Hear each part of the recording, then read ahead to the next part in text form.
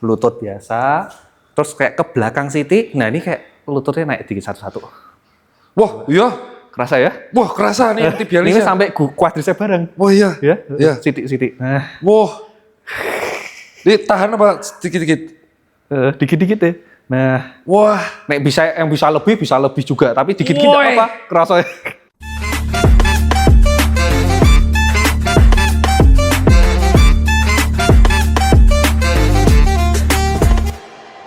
Oke kawan-kawan semua, masih dengan saya Tirta Citat. Iya, dan kali ini bersama sejawat saya. Halo? Kenali. Oh iya. Dokter Adrian alias Dokter Medok, SP KFR. Karena zaman dulu pas kita wawancara, beliau kan belum lulus. Betul. Sekarang sudah sah. Sah siap. Dan sah juga sudah suami orang ini. Tapi kali ini kita tidak akan bicara mitos dan fakta. Jadi aku sama Pak Dokter ini izin ya. Dia ini lagi praktek SPKFR.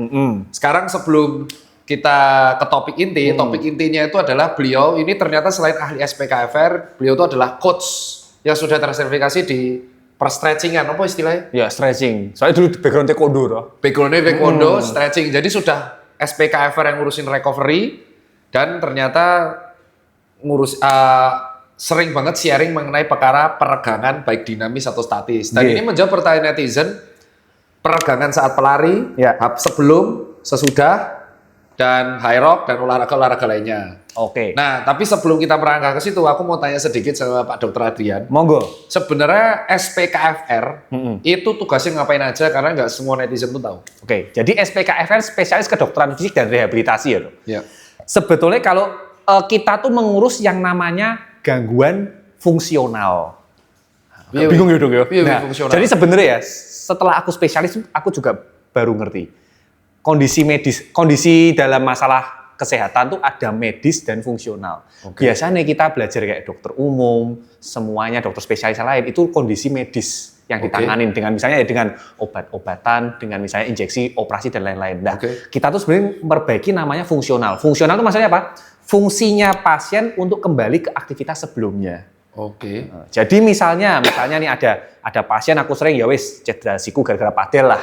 Nah, biasanya kan misalnya ke dokter, apakah ke dokter ortopedi, apakah misalnya ke dokter syaraf, apakah ke SPKO atau ke dokter rehab, kan dilakukan terapi dan lain-lain untuk penyembuhan. Nah, untuk memastikan si pasien itu bisa kembali lagi ke aktivitas, ya, itu adalah tugas dari dokter rehab. Jadi kembali ke dia pekerjaan untuk melakukan aktivitas. Seperti normal. Aktivitas normal. Stroke, pasca stroke, betul. Stroke juga. Jadi sebetulnya dokter rehab, SPKFR itu nanganin semua, Dok. Dari masih bayi sampai lansia. Oh ya, bayi apa yang diurus? Bayi itu dari misalnya lahir nggak bisa minum susu, nggak mau minum susu, itu udah kita urus. Jadi ada masalah dari oral tuh kita urus. Boleh nggak kalau SPKFR cuma ngurusin olahraga itu? Sebetulnya kalau kita ya tetap harus ngurusnya semua. Ya, baik itu dari bayi sampai gede. Cuma kan memang dalam rehab itu walaupun belum benar-benar announce ya, tapi udah ada kayak 5 subspesialisasinya. Apa bisa? Pediatri yang anak-anak, muskuloskeletal ya yang otot tulang sendi, neuromuskular atau saraf, kardiorespirasi jantung paru, geriatrik lansia. Nah, beda semua itu? Beda semua sebetulnya. Tapi ya waktu dokter umum belum subspesialis, dokter spesialis belum subspesialis ya kita masih belajar itu semua general. Nah, kalau kayak saya kan kebetulan saya memang passion dan mendalami di arah sport, muskuloskeletal, jadi saya lebih banyak nanganin itu. Oke, aku sekarang paham. Jadi buat teman-teman langsung kejawab ya. Yes. Nah, sekarang langsung pada intinya, Dokter Adrian, ini aku udah di sini, kita udah siap, dan tujuan kita di tempat seperti ini adalah karena ini buat teman-teman langsung praktek langsung sama ahlinya. Dok, kalau pemanasan di lari kan semua udah tahu pemanasan dinamis kayak running drill, ABC drill dan kawan-kawan di YouTube ada. Nah, yang kutanya adalah bukan dinamisnya. Statis, pemanasan statis di lari dan cooling down habis lari itu gimana? Oke, jadi pemanasan awalnya ya. Nah, jadi pada pelari, kita mungkin ngomong konsep pemanasan dulu bahwa warming up itu sebenarnya komponennya ada beberapa. Ya, ada yang general, ya, ada yang spesifik, dan kemudian mobility-nya. Sebetulnya. Ya, jadi kalau untuk general itu sebetulnya tujuan pemanasan kita untuk meningkatkan pompa jantung, mempersiapkan otot lah ya. Intinya kan tujuannya untuk itu. Nah, tadi yang Pak Dokter kita sebut kayak ABC drill, running drill itu kita bisa bilang itu warming up spesifik untuk olahraga lari. Oke. Nah, kalau warming up yang secara general itu sebetulnya mau olahraga apapun, ya lari jogging santai itu bisa. Atau misalnya kayak treadmill atau sepeda itu bisa. Yang penting meningkatkan pompa jantung, pembuluh darah. Nah, terus spesifiknya tergantung lari ya lari. Misalnya mau gerakan apakah padel, high rocks ya gerakan-gerakan tertentu. Squat itu juga bisa dilakukan. Nah, terus ke mobility. Mobility ini adalah yang biasanya dynamic stretching. Yang kita share-share, yang aku juga share-share, yang kita lakukan lah. Itu yang kita banyak lakukan. Jadi gerakan-gerakan untuk meningkatkan fleksibilitas dari otot, dari sendinya, ya supaya persiapan nanti olahraganya itu lebih aman, performanya juga lebih bagus. Nah, kalau lari, terutama stretching yang dilakukan sebetulnya sebaiknya seluruh badan sebaiknya. Ya, sebaiknya seluruh badan. Nanti sambil kita coba ya Pak Dok ya.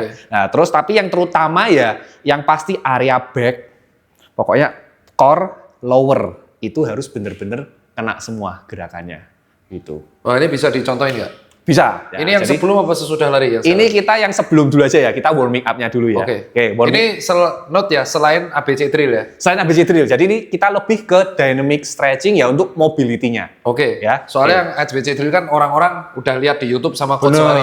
Udah pada tahu ya. Nah, jadi yang pertama itu bisa kita lakuin ya. Untuk hamstring ya, naik turun. Nah, kerasa ya. Hamstring ini paling penting. Kita bisa kayak sit and reach gini. Terus naik lagi pelan. Ya, dulu nggak bisa, sekarang mantep. Sekarang mantep. Nah, itu bisa paling enggak 5-10 kali. Oke, ke stretch ya? Ke stretch ya, nih. Jadi harus pelan-pelan dulu. Jangan sampai masuk. Malah suwek Sciatic ya? Lah, iso sciatic malah suwek barang kok. Nah, tuh pelan-pelan itu. Terus habis itu, nah ini gaya paling populer biasa nih. Nah, asup lari karca. Jadi ini beneran pemanasan? Ini beneran. Ini beneran? Ya buat hamstring ya? Gak rela, sastra yang seneng ini. Soalnya nih ya, memang ini gini, nih hamstring, gastroc, sampai plantar fascia, kita harus bener-bener naik. Jadi sebenarnya buat teman-teman semua, ya jangan cuma sembarangan gini toh. Nek cuma nekok-nekok gini kan. Ya. Nah, ini bener-bener nekok. Yes, ini ke stretch semua. Badan ikut gini, soalnya supaya lower back kita ke stretch, naik ke atas.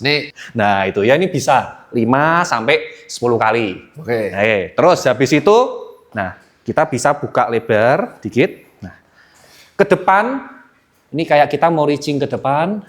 1, 2, 3 gitu. Jadi ke depan sih. 1, 2, 3. Nah, lagi 1. Ini buat lower back, hamstring, area adduktor, glutes. Oh iya betul. Kerasa semua. Nah, nih geter-geter twitch. Ya, ke twitch ya. Nah, itu 5-10 kali. Nih ke twitch kalau gejala meniskus banget nih. Ke twitch. Masuk. Ketahuan nih nanti. Ini kan aman. Gitu. Langsung oyak-ayik ke twitch. Ciri khas ya? Jadi lumayan tuh. Nah, terus sekarang kita squat, jongkok gini. Nah, jongkok, ini sebenarnya squat simple, tapi kan kita kayak jongkok simple tuh sebenarnya kan men-stretch banyak ya. Oh ini dibalas ini ya? Rasa tuh di sini ya. Nah, kayak kita squat simple, ini bisa kayak dilebarin. Iya, gini. Dilebarin. Nah, terus ini sebenarnya kas gerakan di kayak crossfit, high rocks. Tangannya gini terus muter, terang rotate. Nah, gimana? Ini satu gini, terus rotate. Nah, ini bener. Bener. Ini gini, terus rotate. Kayak bisa lihat atas. Nih, aku limitasi kiri. Limitasi ya? Shoulder kiri, kelihatan nih, nggak lurus. Kurang lurus, aku ya kurang maksimal. Tapi kerasa ya? Kerasa. Nah, nih, kerasa semua. Nah. Ya karena gerakannya high rock dominan di shoulder sama hip ya? Hip terutama tuh. Sebenarnya hip tuh kan untuk semua olahraga kan penting toh. Renangnya guna banget. Nah iya. Kemarin hipku nggak gerak-gerak, nggak bisa gerak aku. Nggak. Hip tuh sebenarnya source utama. Kayak dulu aku taekwondo juga hip tuh harus penting. Ada antara nge-hitch, nge-tilt, lateral tilt, posterior tilt. Bener. Oke, stres semua. Stres semua. Terus habis itu bisa juga ini posisi berlutut gini ya. Nah, misal berlutut, nah biasanya orang tuh kan yang sering kena shin splint, tibialis anteriornya. Ya, tibialis anterior. Ya, jarang dilatih. Bener. Ini kayak sebenarnya kayak simpel kayak berlutut gini, ya. Berlutut, terus bisa kita kayak ke belakang, terus kayak naik satu-satu. Gimana? Naik satu-satu kayak gini. Nih ya, kita kayak duduk sender ke belakang. Enak sepatuku, Cuk. Saya ini sepatu flat ya. Oh iya. Dilepas ya. Nah ini tuh kayak lutut biasa, terus kayak ke belakang Siti. Nah ini kayak lututnya naik dikit satu-satu. Wah, iya. Kerasa ya? Wah, kerasa nih tibialis. Ini sampai kuadrisep bareng. Oh iya. Ya, Iya. Siti. Nah, Wah. Ini tahan apa dikit-dikit? dikit-dikit ya. Nah, Wah. nek yang bisa lebih juga, tapi dikit-dikit enggak apa-apa. Kerasa. Wih. Nah, pelan-pelan. Kadang nek belum kebiasa mungkin siniknya sakit. Enggak aman. Nah, oke. Naik lagi. Dah. Itulah itu, kira-kira itu. Ya untuk lower back, tadi glutes, quadricep, gastroc, bawah. Oke, udah enak. Mending ya. Wah, Dulu saya tuh nggak bisa loh nyentuh gini. Wih, mantep loh. Sekarang udah bisa. Nempel tuh. Wah, itu Iya, sekarang udah. mantep. Kalau diginiin dia sudah bisa langsung. Udah bisa. Dulu nggak bisa, blas. Bisa. Soalnya Ini lama-lama split is split. ini gara-gara ini. Pak latihanku pakai yang ini. Oh iya, oh itu penting banget buat latihan ini. Iliopsoas, Iya. hip flexor. Apalagi flexor. buat pelari ya, itu penting banget. Nih, bener kan? Hmm. Nih, sampai terus ditahan kadang. Nah, tuh. bener. Oke, terus Terus habis itu untuk lari, nah ankle, Tetep ya? nah, tetep rotate, puter kiri kanan 5 sampai 10. Nah yang penting juga buat teman-teman semua tuh, warming up tuh jangan kesusu.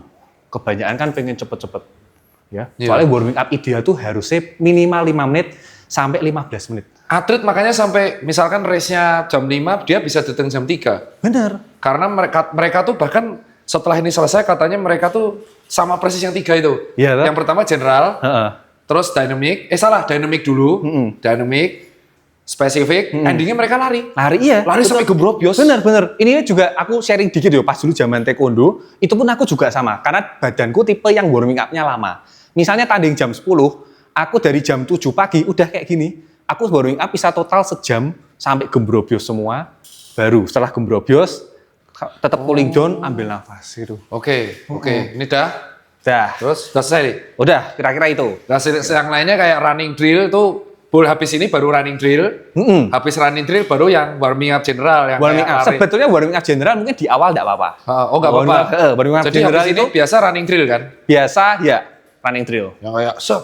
Nah, kalau warming up awal kan jadi kayak misalnya kayak jogging biasa, Ya. yang penting tadi itu jantung, pembuluh darah, otot kita udah lebih panas, terus kita tingkatin fleksibilitas sendinya tadi, terus ke gerakan spesifik, baik itu running drill atau olahraga lain sesuaiin, nah itu. Oke. Gitu. Masuk.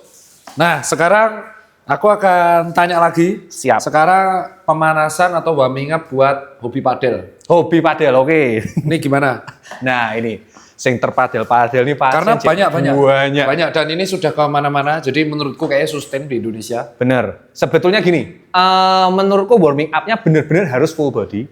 Soalnya ya dok, ini kayak kurang lebih mungkin 6-7 bulan terakhir tuh pasien padel yang ke aku banyak, Pol. Banyak. Bagus tuh, kaya dong. Gak usah diajarin kalau gitu. Gak usah sih. Lah, Lumayan lah. lah terus cederanya itu bisa dari manapun. Loh, bukan kubiti toh? Enggak. Oh iya? Apa yang paling aneh? Yang menurutmu aku paling gak duga? Paling enggak duga leher.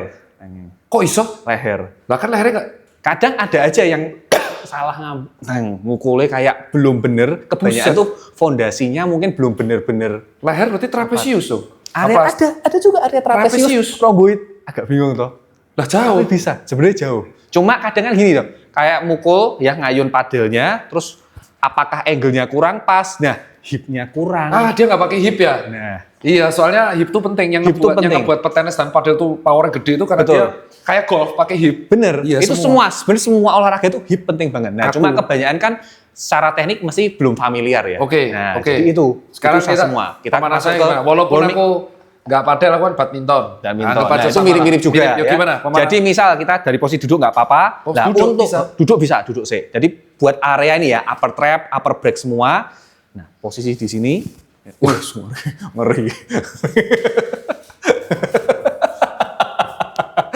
Wah, pamer dulu. Siap padel. Oh, raiso lah gue. Oh iya, traps. Wais. Udah beda ya. Udah beda, ngeri. Oke. Nah, ini pegang sini, Hah? terus ini kayak muter gede. Oh, kayak pemanasan renang ya? Mirip, sebenarnya mirip. Akhirnya kalau yang gerakan-gerakan olahraga yang ada yang mirip, pemanasannya mirip-mirip kok. Iya. Ya, ini puter, misalnya ke depan 5 kali. Ini ke rotasi belakang 5. internal ya? Rotasi, ya. Terus ini ke eksternal. Nah, ini penting buat teman-teman, jangan muter gini toh. Iya. Muter sampai semua rom ya? Yes, sampai rom. bener-bener dimentokin. ROM itu adalah bukan ROM-nya Fast Furious tapi range of motion. Betul banget gitu. Oke. Ya, terus habis itu ini bisa gini. Ini untuk area lats ya, dan area torasik lumbal kanan kiri 1, 2, Oh ya, kerasa. 3 ya kan? Ya, kerasa. 4, 5, ini sama juga 5 sampai 10 kali. Apalagi yang punya sayap. Sayap. Pas ya, masuk ya. Oke. Maaf ya, punya sayap soalnya. Nah, itu buat area otot-otot terang udah. Terus Oke. habis itu kita ke area wrist. Ya, ini misalnya tangan lurus, simple, ini kayak naik turun. Oke. 2. Nah, ini sebenarnya kita sebut wrist pump. Ya ini di calisthenics juga wajib. Wajib Soalnya kan? grip gini, Wah, false apalagi. grip. Bener. Soalnya aku kalau calisthenics nggak boleh pakai yang grip gini. Gripnya false. Oh, false gini. False grip. Oke. Jadi dikenain sini. Oke, soalnya kalau malah kayak CrossFit pakai baru itu beda lagi. Ada gini, grip. Oh iya. Ada lagi. Nah, ini naik, turun. Nah, ini kalau wrist pump jangan cuma plek toh. Ini kerasa Memang bener tuh, Pak Dok. Jadi Kerasa. kayak ditahan Siti 2 Segini, detik, ya. Ini 10 sampai 2. Terus habis ini juga Biasanya aku malah yang paling biasanya tuh aku malah kalau ini tak giniin. nah, itu juga bagus. Tapi ini lebih ke cooling down. Oh, Karena statik. kebalik ya? Oke, karena nanti statik. tak tanya. Tapi itu bener, itu bagus. Bedanya apa ya? Nanti aku tanya ya. Siap. Nah, Laki-laki. terus habis itu wrist mungkin perlu banyakin lagi ya. Wrist bisa lah nih, radial ulnar depression. Oh, ini nggak pernah aku. Nggak pernah toh, nih kanan kiri gini. Wah ini kalau kita sambil hormat agak aneh nih. Ditangkap Jerman. Wih, jangan ya, jangan. Tangkap Jerman ini. Enggak gitu kan. Ya kan sama ini, Pak ya. Lah nih kanan kiri gini juga bisa. Ya. Oke, terus habis itu untuk yang area ini bisa juga. Nah, ini gini ya. Terus kayak rotate dulu kanan kiri. Kanan kiri. Jadi area-area terang sama uppernya kena. Oke. Oke, area terang sama upper kena. Terus habis itu buat area lower kurang lebih kayak tadi bisa, yang kayak lari. Oke. Berarti Yang udah. kayak lari bisa, kurang lebih itu. Sekarang aku tambahan yang kalau buat high rocks. Nah, high rocks ini pasti lebih banyak. Upper kurang lebih kayak tadi bisa, lower tadi juga bisa. Nah, tambahan berarti hip harus lebih banyak lagi nih. Kita bisa gini. World Greatest Stretch pernah tahu nggak, Dok? Yang gini, set, putar. Wah, aku susah itu belum pernah. Aduh, Ya. bajingan. Jadi, Maaf ya. Iya. jadi toh satu lurus gini, satu tekuk, satu belakang gini, tangan gini. Nah, ini sebenarnya buat semua olahraga bagus. Gimana ini lurus sih? Ya, ini gini. Heeh. Terus ini gini kayak sikunya nempel, kalau belum bisa it's okay. Terus Gini. ini puter. Nah, Gimana? Gini. Oh, ya. bisa muter. Bisa. Nah, sip. Relax. 2. 3, sip. Kerasa toh? Oh, kerasa nih. Kerasa toh? Oke, terus 5. Misalnya kita coba ganti yuk. Nah. Oke. Tep. 1. 2. 3. Kiri kanan bisa beda, Dok? Lebih Enggak. berat mana? Sama ya? Sama. Kalau ini sama. 5. Kalau yang bahu Oke. kerasa semua, yang kiri limitasi aku. Nah, terus Harus habis dilatih. itu bisa ditambah juga. Nah, kayak mirip gerakan yoga, ya. Oh, crawl Jadi pose. habis kobra, Oh, cobra, crawl pose. child pose. Oh, cangkus. Gini kan? Nah, ini gini sih toh. Gini, terus langsung smooth ke belakang. Nah, terus ke depan. Nah, Oh, ini pakai yoga. kayak yoga. Cuma ini bedanya kalau yoga kan kadang di hold ya, itu untuk statik. Iya. Nah, ini dynamicnya gini bisa. Ini smooth. Nah, terus maju lagi. Nah, ini Wah, ini kalau habis duduk lama enak nih. enak, pas nih. Nah, terus habis itu satu lagi mungkin bisa. Nah, ini buat hip mobility. Kalau yang udah bisa fleksibel, kayak Cossack squat, ini kayak ke bawah gini. Wah, emang. Kalau belum, enggak apa-apa, misalnya gini sih. Ya, gini. Nah, itu bisa.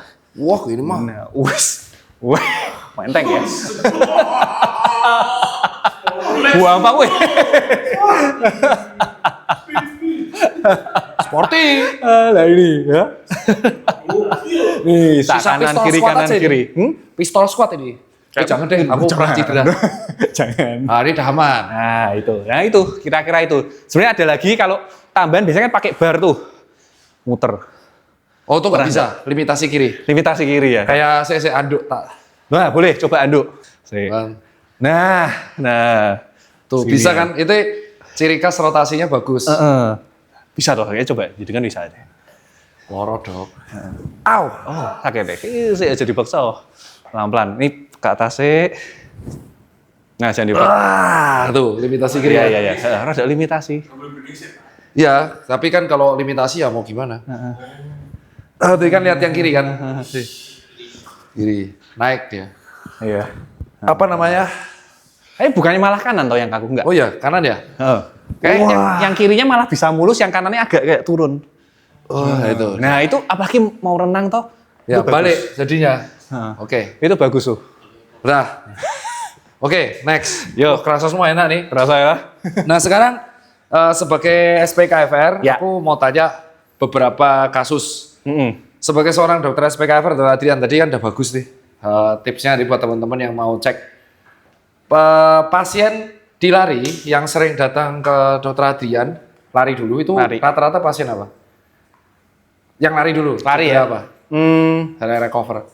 Lutut ITB. Oh ITBS. ITBS. Runner kan termasuk bilang, ada term juga bilangnya runner nih ya. Nah, Itu ITB. ITBS itu sebenarnya gejala utamanya seperti apa? Sakit di lutut area luar.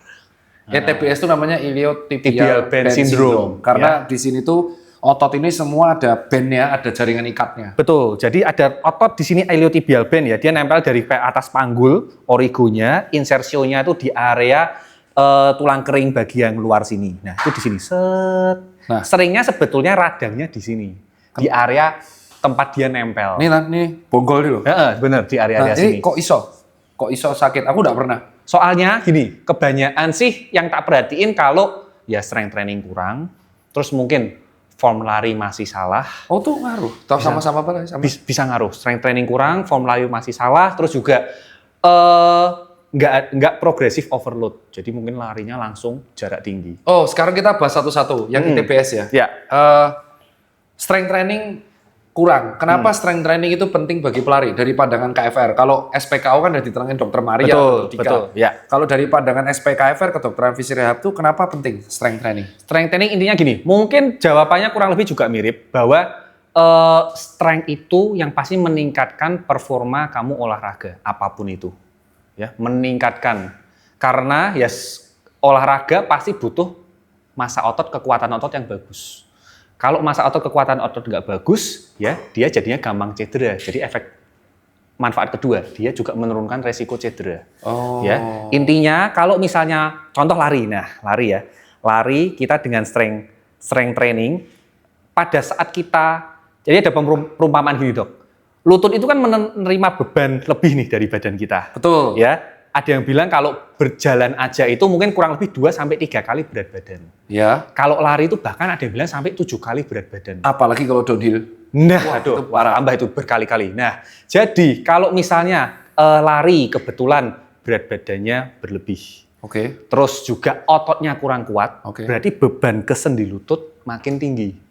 Nah, kalau beban ke sendi lutut makin tinggi, nah efek nanti resiko ke pengapuran, osteoartritis atau cedera ligamen, meniskus. Jadi karena dia terlalu banyak numpuk makin gede. Karena itu strength training itu penting untuk menahan beban itu semua. Oke. Supaya beban ke sendi-sendinya itu nggak tambah gede. Oh berarti leg days key ya?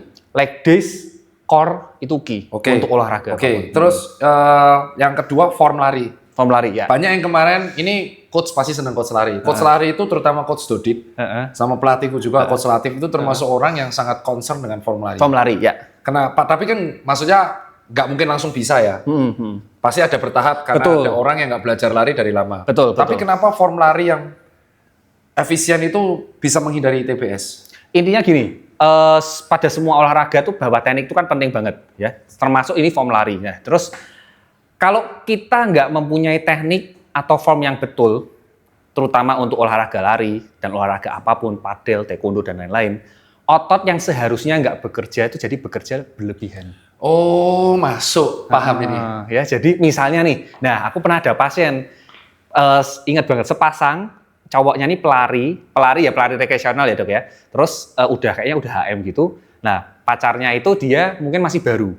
Dia tuh bilang, cowoknya tuh bilang, dok ini pacar saya kok larinya tuh kurang bagus ya formnya gitu. Nah terus kurang bagusnya gimana? Dia kayak ngeplek gitu. Aku ya bingung tuh. Ngeplek ya bingung kan? Aku ya bingung ngeplek kayak gimana gitu. Kayaknya nggak bagus gitu. Terus aku ya udah tuh pas lagi praktek tak coba kamu iseng deh kamu jogging gitu. Dan dia larinya tuh kayak gini. Jadi nih kayak aku aja susah nyontoh ini saya. Sekaki itu jatuh semua. Oh. Padahal paling enggak kan kita midfoot ke arah forefoot kan harusnya. Midfoot ke forefoot. Lah ini yang belakang tuh jadi. Oke. Lah itu intinya kalau form larinya nggak sesuai ya di KFR itu ada namanya ground reaction force. Pernah dengar? Buset itu nggak pernah. Kelar nih. Ini kelar nih. Ini saya di sini banyak yang nggak apa-apa kok aku ngebut. Wah kelar nih. Ground reaction force. Jadi itu kayak gaya balik dari tanah pada saat kita melakukan gerak. Misalnya kita lari ataupun jalan. Hukum Newton dong, akselerasi. Iya itu pakai itu sebetulnya. Ya. Sorry. Ngeri. Olimpiade fisika. Ngeri. Nah intinya kalau misalnya kita kayak jalan, kalau jalan itu kan ada namanya heel strike ya. Heel strike, jadi tumit dulu. Nah pada saat kita tumit gini, ini tuh ada ground reaction force ke sana. Ya. Nah pada saat ground reaction force ini, jadi itu yang menentukan otot mana yang lebih bekerja supaya kerjanya jalan kita tetap efisien. Ya. Nah jadi kalau misalnya ada orang yang jalannya nggak ada heel strike, dia langsung cuma gini. Nah itu pasti beda, ototnya juga beda. Harusnya kan kita bisa relax. Quads dong. Nah, jadi quads. Contohnya gitu. Jadi hamstringnya Raguno. Nah jadi sama halnya dengan lari, ada biomekanika, ada running gait, walking gait dan running gait beda. Nah jadi lari pun juga sama. Harusnya kan misalnya forefoot, midfoot, forefoot ya. Nah, Pak Dok kan mesti formnya juga lebih bagus. Betul. Itu juga ground reaction force-nya kalau sesuai jadi efisien untuk kontraksi dari quadriceps dan hamstring. Dan mereka bilang efisien form itu karena memang science ya. Yang paling menurut science ya itu. Betul. Dan ground reaction force ini nggak cuma di bidang dari depan nih ya, tapi nggak cuma sagittal tapi juga lateral ini juga. Jadi kalau misalnya tadi ngeplek sentrifugal ya. Nah, kalau ngeplek gini, nah harusnya kalau dia lurus kan ground reaction force-nya tetap lurus nih. Ngeplek. Kalau dia ngeplek kan jadi masuk. Nah, makanya beban ke sini berlebih misalnya gitu. Jangkrik. Contoh makanya ada pronasi dan overpronasi ya. Nah, gitu. Dan kebanyakan ya biasanya otot nih VMO, vasus medial, ya ini banyak banget. Aku juga sering lihat di olahraga manapun, bahkan di luar negeri pelatih dokter ini harus banget dilatih si VMO nih. VMO itu sebenarnya bagian dari quadriceps. Betul. Ya, dan dia itu ternyata dari beberapa penelitian mengatakan kalau VMO-nya kurang kuat, ya ternyata resiko ke arah patelanya nggak stabil, knee-nya nggak stabil, ya ke arah ITB, itu lebih gede. Nah ini yang kalau nggak salah VMO tuh, kalau nggak salah ya, itu yang wall sit jepit bola. Bener banget. Bener kan? Bener. Iya. Intinya kita jepit, ada ini nggak ya? Contoh, botol aqua aja, botol aqua. Jadi ini sambil wall sit. Nah, bisa. Jadi ini nggak bisa di shoot ya? Ini di sini. Oh itu kaca. Oh ini enggak, itu masih sah. Nah itu bisa. Ya. Wah ini kerasa nih. Kerasa toh? Kerasa. Nah, kalau enggak itu juga bisa gini sambil terus kuat. Oh itu terlalu enteng buat saya. Oh maaf. Siap. Statement ya. Statement. Jadi itu oke. Berarti udah kejawab. Itu untuk yang form. Ya. Tadi yang ketiga apa? Ya cuma 2 ya. Tadi itu strength form. Oh, progressive overload. Progressive overload itu maksudnya apa? Maksudnya itu jadi intinya bahwa kita olahraga itu harus bertahap naiknya. Jadi enggak kesusu kayak mileage 20 langsung 100. Nah, ya harus bertahap. Harus bertahap. Kenapa gitu? Itu pada intinya kan tubuh ada proses adaptasi. Ya, termasuk otot, ada juga muscle adaptation, ada neural adaptation. Ya. Dan kalau tubuh itu langsung melakukan aktivitas olahraga melebihi kemampuannya, jadinya ya otot tuh kan udah bener-bener iskemi, ya nggak bisa kontraksi, jadinya cedera, terus beban ke lain meningkat. Nah, itu dia. Jadi makanya langsung tinggi nggak boleh. Harus bener-bener terukur. Mampus, kejawab semua udah. Jadi buat teman-teman pelari atau siapapun yang memang sedang menekuni banget, ya bagus, itu bagus banget, olahraga bagus, tapi harus terukur. Jangan sampai misalnya ini baru mulai 5 kilo, terus minggu depan langsung nyoba misalnya HM, tapi belum pernah ada background apa-apa lah. Itu kan juga terlalu high risk ya? High risk. Okay. Jadi harus tetap bertahap. Kalau misalkan ada orang sudah terdiagnosa dengan ini kayaknya ada peregangan atau sprain di ITBS. Oke. Apa yang harus mereka lakuin? Kalau ada cedera di ITBS, memang yang pertama yang jelas konsul dokter untuk kita pastiin diagnosanya ya. Yang pasti kan itu. Terus habis itu kalau di penanganan di rumahnya, ya area yang sakit, misalnya setelah lari, setelah aktivitas, bisa dikompres es. Es batu? Es batu. Es batu. Bukan es krim. Semutan. Semutan bener ya. Bener juga. Lah, dikompres di area ini. Nah, kompresnya sekitar 10 sampai 15 menitan aja. Es kering boleh? Es kering yang ada uap-uap. Jangan, pedes oke. Nah, terus habis itu stretching untuk ITB. Ya. Nah, stretching untuk ITB ini ada beberapa. Yang salah satu bisa ya. Memang agak tricky, misalnya yang ITB sakit di kiri. Oh iya sih. Kompas. Nah, misalnya ya ITB-nya yang sakit kiri. Nah, kaki kanannya di depan, terus tangannya yang kiri ikut naik, terus kita kayak stretching ke sana. Tangan kanan, tangan yang kiri juga. Nah, jadi gini toh, tegak lagi. Nah, pinggangnya dorong, hipnya dorong. Dorong ke latar kiri. Dorong ke kiri. Oh iya. Ada kerasa sini sampai sini juga. Kerasa? Kerasa? Ya, kerasa. Terus bisa juga kalau ITB sebenarnya lebih enak kalau dibantu. Misalnya, coba tak stretching ya. Iya, cara. Sambil tiduran coba. Cek kita siger ke. Oh, siap. Oh enggak, teman saya sekarang, teman saya. Kompas teman saya. Nah, terus ini bisa. Ini duduk apa Bira? Ini tiduran enak ya. Oke. Nah, ini bisa yang pertama. Tenang, ini kaos kaki UFO, nggak mampu. Yang pertama, nah ditaruh di atas, ini ditarik ke samping. Nah, kalau kurang kerasa nggak dong? Kurang ya. Nah, kalau masih yang kaku bisa gini dulu, ini tarik samping. Kalau kurang kerasa, ini bisa. Nah, ini dari naik gini sih. Ini sekalian kena hamstring juga. Nah, terus ke samping. Wah, buat gila. Kerasa ini, Dok. Ini dari sini ke sini, Dok. Weh. Nah, ini dijaga si lututnya tetap lurus ini gini. Nah, kerasa ya. Lihat kan mobilisasi keren ya. Enggak kayak dulu. Mantap ya. Yang di Wanderlust aku ketemu dokter yang pertama kali di stretching Wanderlust 2022. Remuk. Ini sudah buedo ya. Udah buedo sekarang ya. Sekarang enggak kaku lagi. Wah, ini kerasa juga ya. Wah, dari sini kiri ada beda enggak? Iya. Ada beda kerasa? Enggak ada. Enggak ada. Sama. Okay, sama. Semua lower aku sama. Nah, ini. Wah, ya kerasa. Tapi hamstring juga kerasa. Nah, ini menjawab ya. Kalau kita kram, sekarang tanya, kalau kram. Jadi kemarin itu Dok, ya. Ketika lari kan ini masih nyangkut yang kelari ya, ITBS. Terus yang kedua kalau kram. Banyak yang ketika mereka HM, FM kram. Kita nggak usah jelasin mekanisme kramnya, karena sudah jelas orang pasti tahu loadnya kelebihan, kepanasan, elektrolit. Saat kram, itu diapain yang harus dilakukan? Apa yang harus dilakukan kalau pelari ini kram di saat kritis? Intinya memang paling sering kan contoh di betis ya. Paling sering betis ya. Sama ini? Betis sama di hamstring iya. Ya. Sebetulnya cara pertama, cara emergensinya ya di stretchingin langsung. Jadi misalnya coba ya. Nih Mas, aduh bajingan gitu. Biasa gitu memang. Nah, misalnya langsung tiduran. Kakiku ngelok terus disemprot. Gak guna ya semprotan.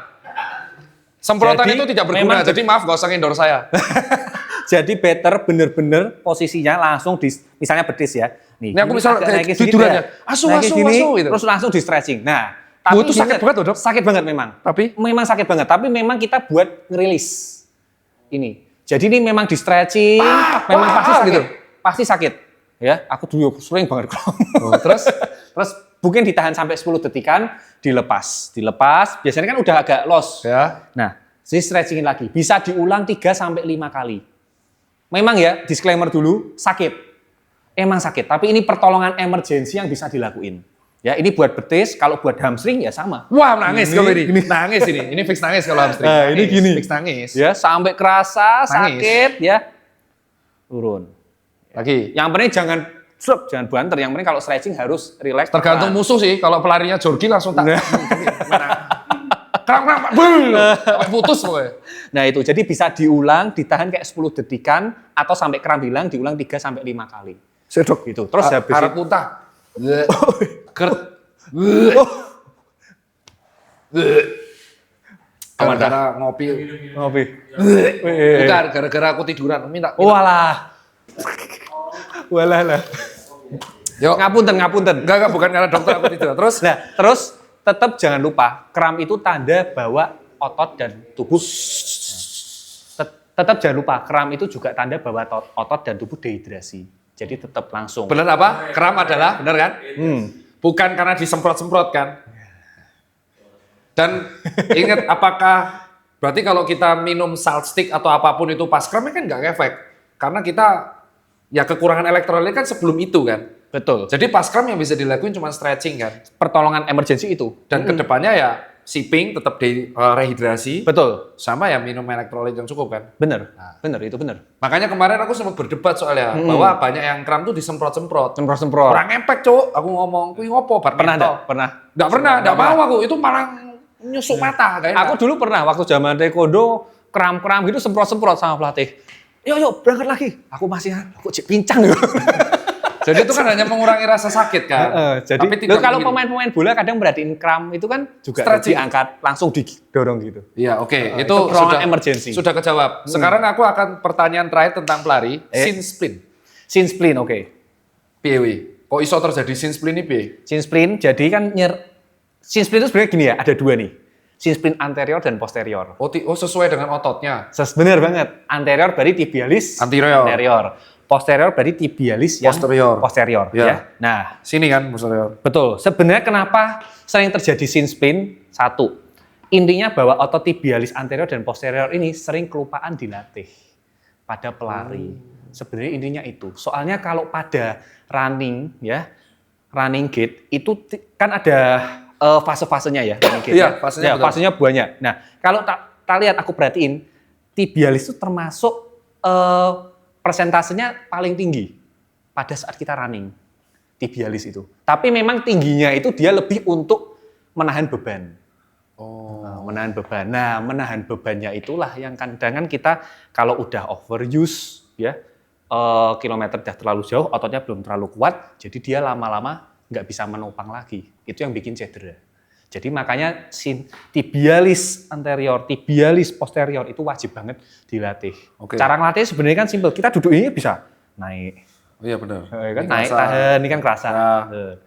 Naik, Ya. gitu. Ya terus misalnya kalau tiduran sambil pakai band ditarik sana, gitu. Oh ya ini yang pakai Bisa. band, betul. Heeh. Pakai running band Nah, ya. terus aku paling suka sebenarnya dok, itu aku lupa nama exercise-nya ya, tapi bisa misalnya pakai kayak kettlebell, Iya. dikaitin di sini. Oh Ini lupa terus aku naik, juga. set, Iya betul. turun. Itu Turun. iliopsoas kena, Iliopsoasnya kena. tibialis kena. Iya. Wah itu aku waktu lari-lari juga rutin latihan itu coba rasain. Habis itu buat lari lebih enteng lagi. Nah kalau apa yang terjadi kalau udah shin splint? Ini kayak teman saya namanya Jorgi Julian. Shin splint karena dia nyalahin sepatu. Sepatu, Nyalahin oke. sepatu. Enggak, Ya. emang sebenarnya bukan nyalahin sepatu, emang otot lemah aja. Ya, kebetulan fitanya sepatu. Kasihan oke. sepatu, nggak Kasihan salah apa-apa. Nah, kalau sudah didiagnosa shin splint kamu, apa yang harus kita lakuin? Yang dilakuin memang di luar kita segera periksa pastiin dan lain-lain. Kalau ada cedera di saat sakitnya itu setelah olahraga tetap icing. Oh, tetap icing. Icing, Oke. pertolongan pertama sih tetap icing. Oke. Itu karena cedera apapun untuk bantu ngurangin radang icing. Dan Oke. icing nggak perlu lama-lama, ya 10 menitan cukup. Oke. Dan itu bisa dilakukan misalnya sehari 3-4 kali juga nggak masalah. Oke. Ya icing. Masuk kulkas, tak kaki? Oh, nggak boleh. Kebanyakan, kademen. Ya udah. Oke. Lanjut. Terus lanjut. habis itu bisa terus stretching. Stretching untuk tibialis tadi yang kita Gini. lakuin. Kalau itu untuk strengtheningnya bisa. tapi kalau stretching-nya? stretching tadi yang kita lakuin sambil tak tunjuk lagi yang tadi. Oh, ya. Nah, ini juga bisa. Kalau aku tambah yang sama yang sambil ke belakang.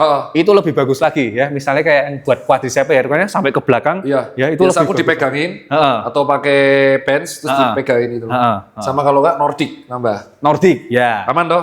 Itu nggak apa-apa. Nah itu bisa. Jadi Nordic. Terus habis itu, Ya. McD. Belah kan. Nih. Oh. Oke.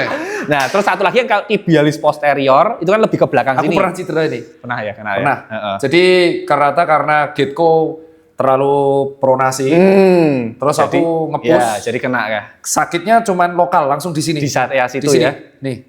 Nah ya, ini area. Tapi udah sembuh. Udah cuman berapa? Langsung ICU cuma 2 jam. Cuman sakit itu gimana kalau yang di sini? Kalau yang di sini sama. Sering salah sama betis aku. Kan ini gastrok. Bener. Itu soalnya memang kayak overlap tumpang tindih. Paling gede kita kan gastrok. Di sininya baru tibialis. Nah di sini aku sakit nih langsung di sini. Klek. Nah nih. Nah kalau stretching Kemarin. ya, stretching itu bisa nih gini. Oh. Jadi kayak ke dalam gini. Memang dibikin kayak overpronasi. Ya, karena ya memang betul karena kan dia kakiku gini insertion. kemarin. Nah jadi Makanya cedera di sini kan, makanya dibalik jadi. dibalik gini. Terus habis itu kalau untuk penguatan, ya penguatan, nah bisa pakai band di sini terus dia masukin. Oh. Dibikin. Nah, resisten band itu berarti investasi yang terbaik ya menurutku ya. Bagus. Resisten Itu juga band itu band itu loh karet, bukan tambal band bukan. itu juga bisa ngelatih Tambal band? Bukan resisten band. Itu bisa ngelatih isolate muscle. Jadi kan otot-otot spesifik bisa dilatih lewat itu. Oke. Kalau aku latihan yang paling aku suka tuh yang apa itu? Wah, buat tuh. Saya gini, terus set. Wah, ngeri. Itu penting banget tuh soleus tuh. Aman. Itu penting banget soleus. Nah, tadi soleus tuh otot betis dalam. Penting itu kayak gitu kan? Penting, itu penting. Sebenarnya ngelatih simpel isometrik gak sih tadi? Enggak, kalau isometrik itu bener-bener nge-hold gini doang. Jadi isometrik itu kalau secara definisi itu jadi nggak ada perubahan panjang dari otot. Makanya kayak gini terus sih. Nah, itu bisa dibilang kayak nahan isometrik. Oh, kayak L-sit, kayak aku calisthenics kemarin L-sit, terus nahan plank itu isometrik. Ya. Gitu tuh. Oke, terus sekarang yang kalau cedera pada padel, apa yang sering ditemui? Banyak ya, tapi yang paling sering inilah. Paling sering tenis elbow atau padel elbow nih. Kenapa bisa? Soalnya intinya kan tenis atau padel elbow ini kan nama medisnya epicondylis lateral. Sini ya? Kan? Ini. Bener, di tonjolan tulangnya. Itu tempat nempel dari otot-otot sama tendon-tendon. Tendon extensor forearm. Ya. Nah, jadi biasanya kasnya itu kalau ada sakit di sini, kasnya itu sakit di sini, terus disuruh ngangkat gini sakit. Ngeng, jadi nggak bisa ngeng ya. Ngeng. Lah, ini ciri khas yang latih ya. Weh, bener. Forearm, bukan karena sering cokli, bukan. Ya.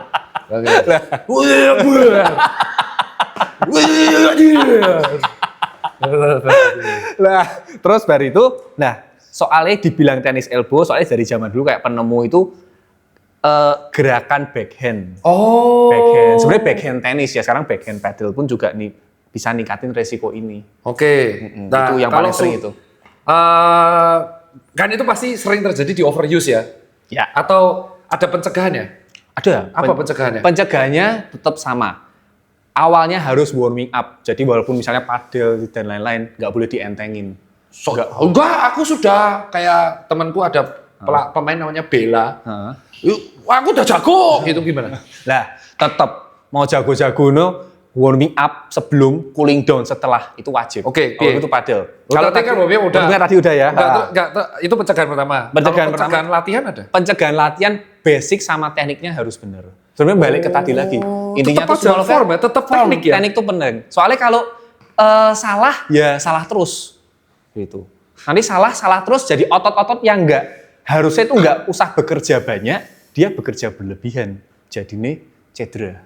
Nah, kalau sudah terlanjur cedera apa yang dilakuin? Kalau sudah terlanjur cedera, selain ice. Nah, selain ice, stretching tadi tetap kita lakuin, ya. Misalnya kalau di area sini kan stretching sini, ya stretching gini. Dalam banget loh tuh, Rismo. Dalam banget itu. Nah ini, jadi untuk relaxing yang ini, terus juga bisa dilatih strengthening eccentric. PW. Eccentric. Jadi kalau strengthening itu kan sebenarnya kita kontraksi otot kan ada concentric Sama eccentric. ada eccentric ya. Iya. Nah, kalau concentric itu dia kan memendek. Iya. Kalau eccentric itu dia sebenarnya memanjang.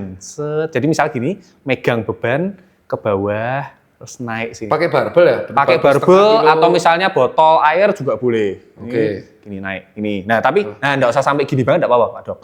Jadi dari turun sampai naik. Turun sampai gini. Atau kalau mau bagus handstand. Handstand. Mampus lu langsung handstand. Sebuah. Sebelum rempung. Nah, habis itu aku akan tanya lagi kalau Ya. misalkan kayak gitu orangnya tetap padel apa enggak kalau sudah ngerasa ngilu di sini? Saranku jangan. Jangan. Tetap. Berapa lama biasanya? Nah, itu tergantung harus benar-benar diperiksa, dicari tahu ya. Misalnya kalau aku kan sering tak USG, ada yang robek enggak? Let's say nggak ada yang robek. Kalau nggak ada yang robek, memang hanya radang doang. Biasanya kan soft tissue recovery itu rata-rata 3 sampai 6 minggu. Oh, tier lama Sebetulnya tuh segitu dok, sebetulnya. Itu. Nah, tapi kadang respon recovery orang bisa lebih cepat ya. Kalau misalnya kondisi badan bagus, olahraga, itu respon bisa lebih cepat, mungkin lebih cepat. Kalau ada yang robek, bisa lebih lama lagi. Oh gitu. Jadi tergantung penentuan diagnosa awal, cederanya cuma radang tok, apa robek sitik, atau amit-amit ada putus, lah itu penting. Itu penentuan berapa lama timeline recovery-nya. Oke, itu menurutku teman-teman karena ini sudah sangat bagus, ini masuk episode pertama. Nah, nanti kita akan sampai ke episode 2. Di episode 2 kita akan bahas stretching buat pekerja dan HNP. HNP. Karena ada teman saya bernama Tegar Pandega udah setahun HNP-nya nggak kelar-kelar. nggak kelar-kelar. Tapi HNP-nya itu karena cedera siatik. Siatik. Ya, Ya. belum sampai harus di-op. Ya. Tapi siatik. Nah, sekarang buat teman-teman semua thank you. Saya Tirta. Saya Dr. Bedok. Ya, alias Dr. Adrian. Ini Instagramnya. Jangan lupa tonton episode berikutnya.